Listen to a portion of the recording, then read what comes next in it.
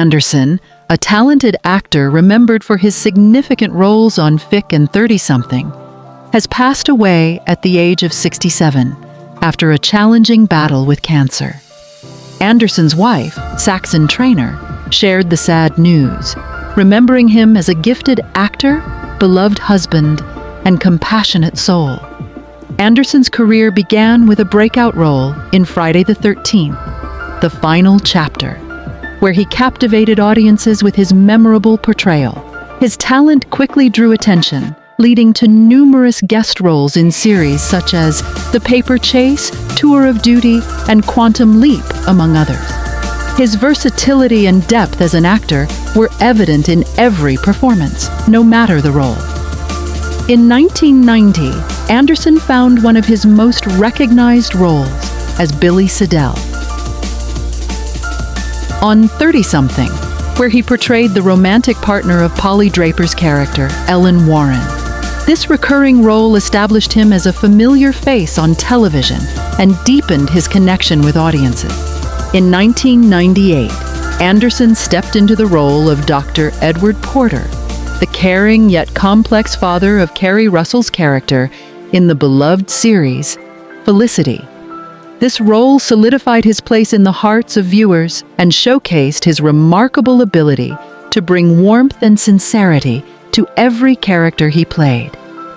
Throughout the 1990s and early 2000s, Anderson continued to work in television with roles on Star Trek, The Next Generation, Melrose Place, Touched by an Angel, NYPD Blue, and JAG.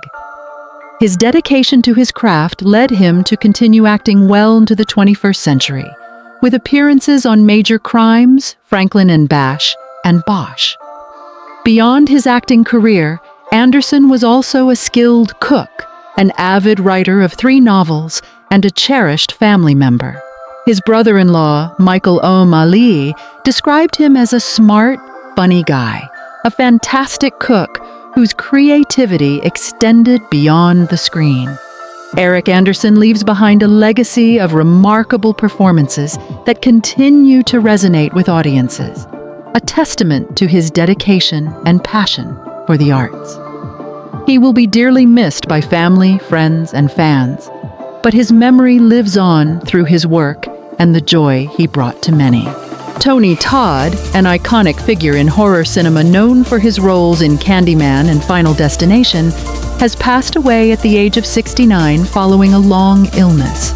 Todd's wife, Fatima, confirmed his death at their home in Marina del Rey, where he was surrounded by loved ones. New Line Cinema paid tribute to the celebrated actor, acknowledging the loss of a legend and a cherished friend. Born on December 4, 1954, in Washington, Tony Todd's passion for the arts began early in life. He pursued formal training at the University of Connecticut and earned a scholarship to the prestigious Eugene O'Neill National Theatre Institute, where his commitment to performance flourished. Todd's career took off in 1986 with his film debut in Sleepwalk, eventually leading to his iconic role as the title character in Candyman, 1992. His portrayal of the terrifying yet complex Candyman became a cultural touchstone, and he reprised the role in Candyman, Farewell to the Flesh, and the 2021 reboot, further cementing his status as a horror icon. Throughout his prolific career, Todd demonstrated his versatility across genres and media. He portrayed William Bloodworth, a grim, Reaper-like figure in the Final Destination series, offering a compelling and eerie guide through the supernatural.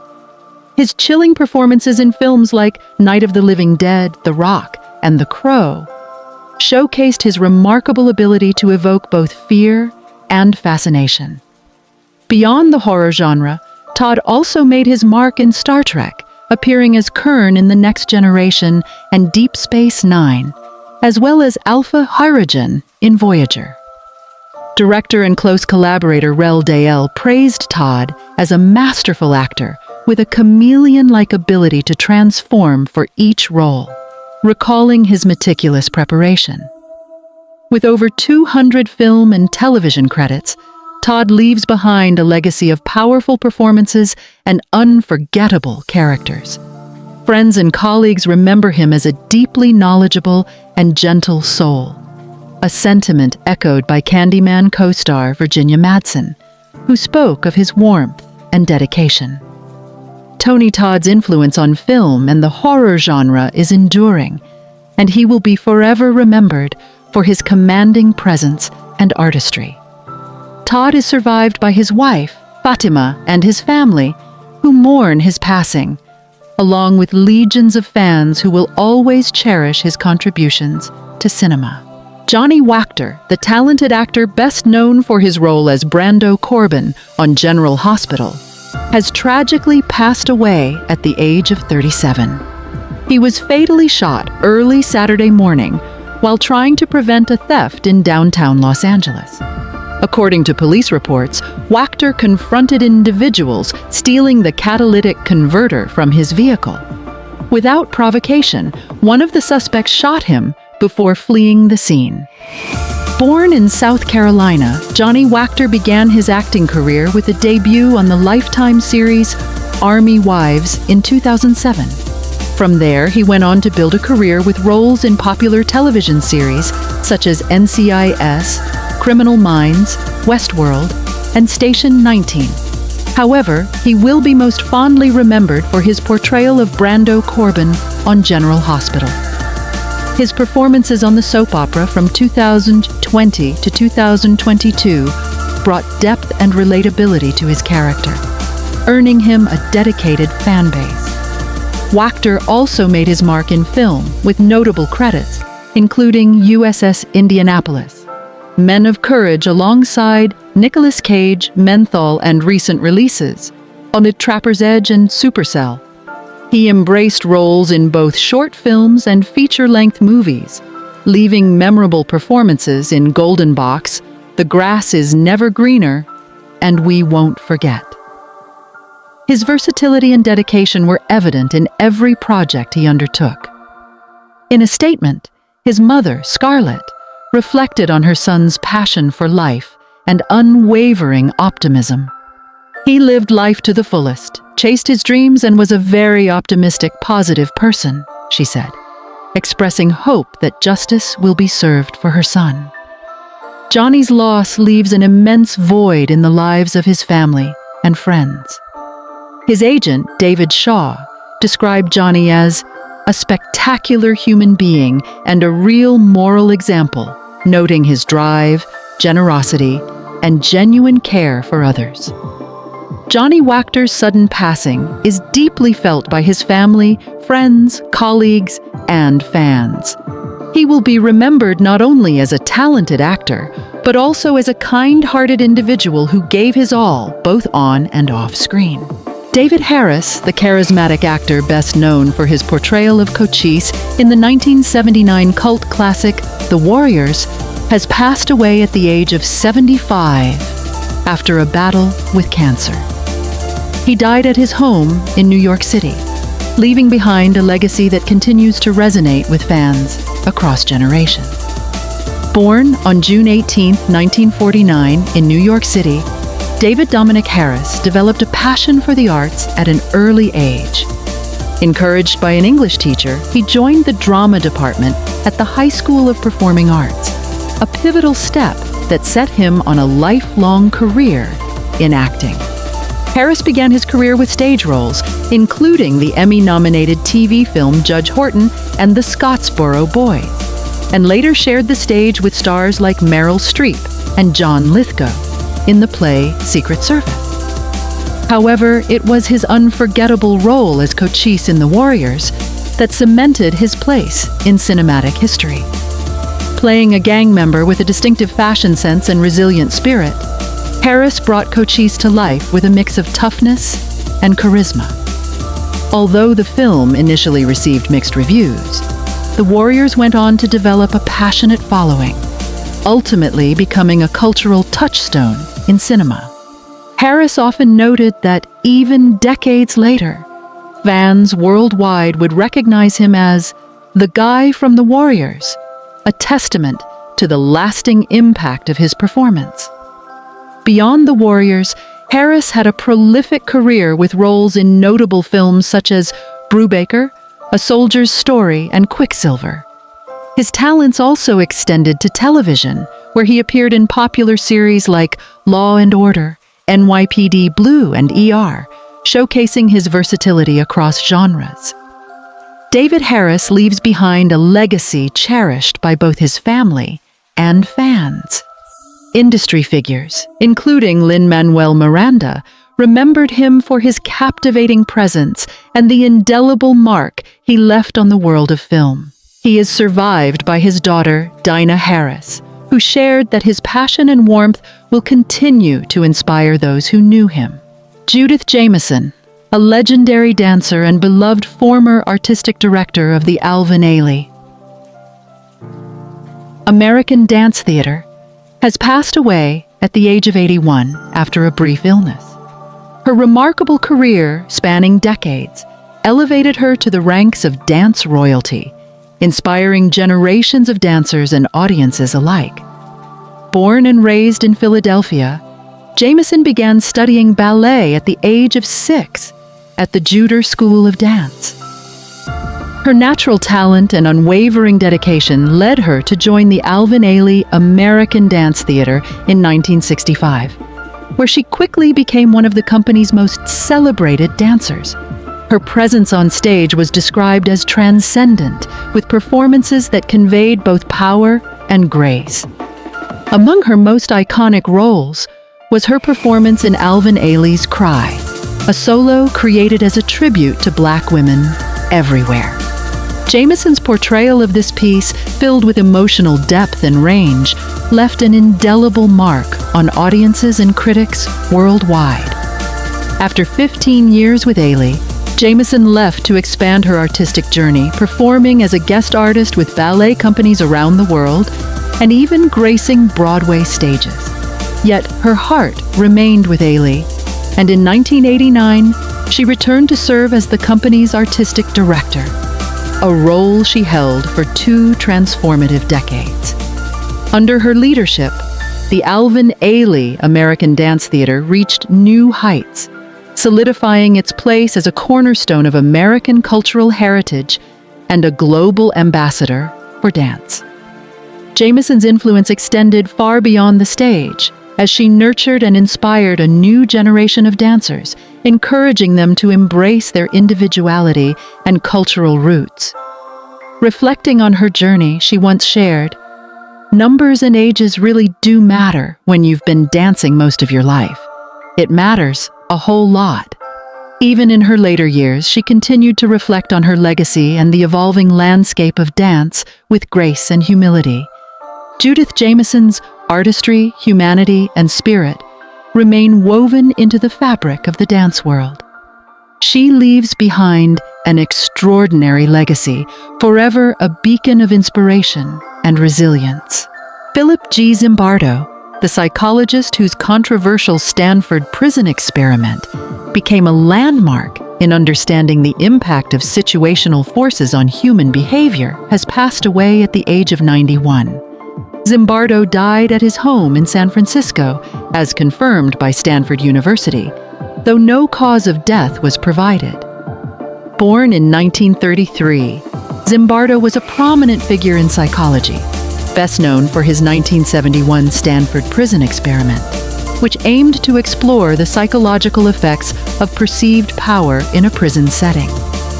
The study involved college-aged men assigned to play the roles of guards and prisoners in a simulated prison created in the basement of the Stanford Psychology Building. Although the experiment was planned to run for 2 weeks, it was halted after just 6 days due to the guards' abusive behavior and the prisoners' extreme stress, anger, and despair. Zimbardo, who assumed the role of the prison superintendent, faced criticism for his active participation in the experiment, raising ethical concerns about his detachment as a researcher. Despite the controversy, the Stanford Prison Experiment remains a foundational case study in discussions about ethical standards and the psychological risks of experimental research. The findings continue to be pivotal in illustrating the dangers of unchecked authority and are frequently cited in studies on the psychology of evil, situational ethics, and institutional power dynamics. As Zimbardo later reflected, the study's shocking outcomes went beyond expectations, becoming a cautionary tale about the ethics of research involving human subjects. Beyond the experiment, Zimbardo's career spanned a wide range of research topics, including persuasion, cult behavior, shyness, and altruism. His work on time perspective explored how individuals' perceptions of time influence their decisions and mental health. Zimbardo's contributions to social psychology helped foster a deeper understanding of both human vulnerability and resilience in the face of social pressures. Zimbardo is survived by his wife, Christina Maslach Zimbardo, who notably intervened to end the prison experiment, as well as his 3 children and 4 grandchildren. His legacy endures in psychology, both as a reminder of the need for ethical vigilance and as a profound exploration into the impact of environment on human nature. Ron Ely, the towering actor who brought Tarzan to television and embodied larger-than-life heroes, has passed away at the age of 86. Best known for his portrayal of Tarzan in the first TV adaptation of the character, Ely's natural athleticism and striking 6'4" frame captivated audiences, making him a household name. His daughter, Kirsten, confirmed that he passed away peacefully at her home near Santa Barbara. Born on June 21, 1938 in Harlingen, Texas, Ely's journey to Hollywood was fueled by his adventurous spirit. After spending a year at the University of Texas, he moved to California, where he quickly found success. Ely's big break came in 1966 when he was cast as Tarzan, a role that demanded intense physicality. Refusing to use a stunt double, he performed his own stunts throughout the 57-episode series, enduring numerous injuries and embodying the grit and resilience of his character. The series solidified his image as a rugged hero, but also left him physically exhausted by its conclusion in 1968. Following his success as Tarzan, Ely took on another iconic role, portraying Doc Savage in Doc Savage, the Man of Bronze, further cementing his place in American pop culture. His on-screen charm also led him to host the Miss America pageant in the early 1980s and appear on numerous popular TV shows, including Fantasy Island, LA Law, and Wonder Woman. Later in life, Ely expanded his creative pursuits, penning 2 novels and embarking on a second career as a writer. Ely's legacy as a performer, mentor, and family man remains deeply cherished by his family and fans.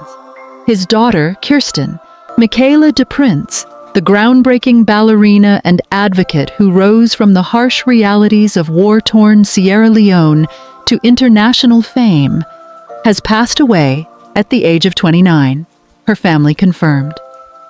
Born on January 6, 1995 in Sierra Leone, DePrince tragically lost her parents to civil war and faced discrimination in an orphanage due to her vitiligo, a skin condition that led some to label her the devil's child.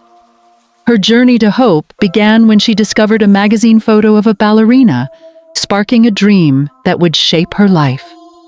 Adopted by Elaine and Charles DePrince in 1999, Michaela's journey into dance took flight.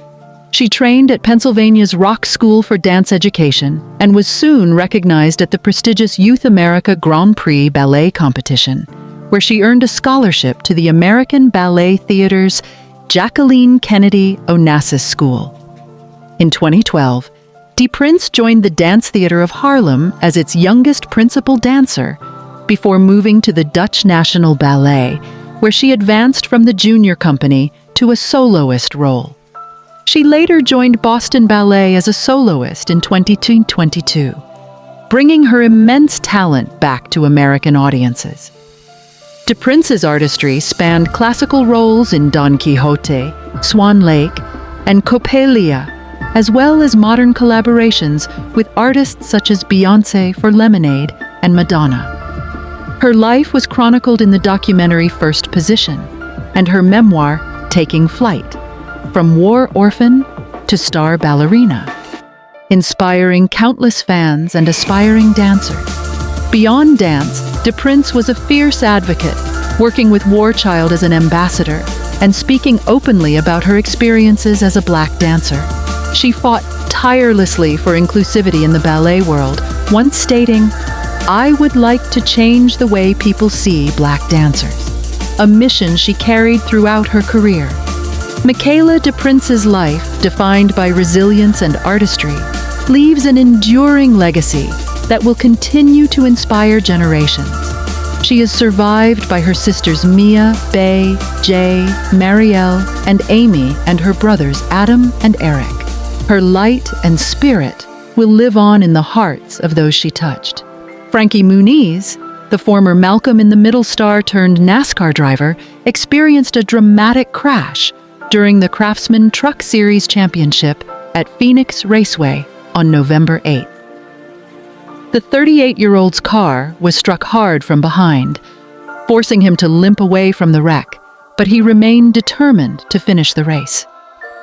Footage shared on social media showed Muniz visibly shaken, but resilient. Reflecting on the accident, he reassured reporters, saying, "I'm okay. It was a tough break, but I made some good passes and figured out how to get around other drivers."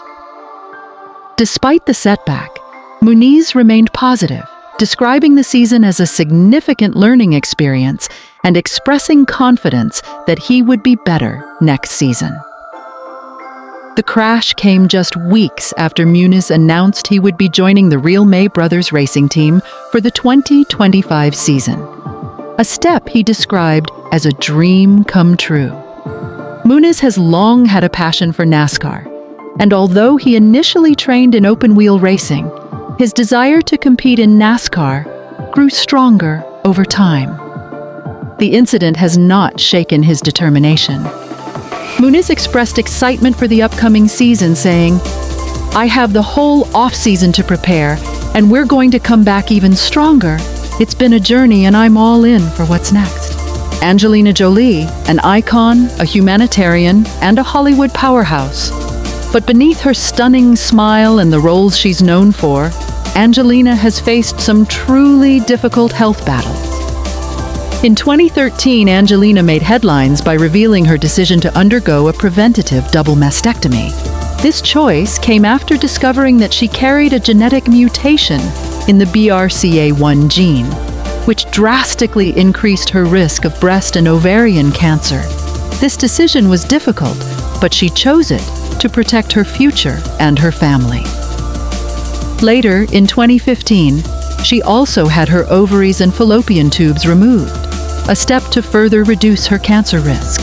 These surgeries and health concerns have changed her life, yet she's openly shared her journey, hoping to encourage others to prioritize their health. Through it all, Angelina has continued to inspire millions, not only as an actress and director, but as a fierce advocate for health awareness.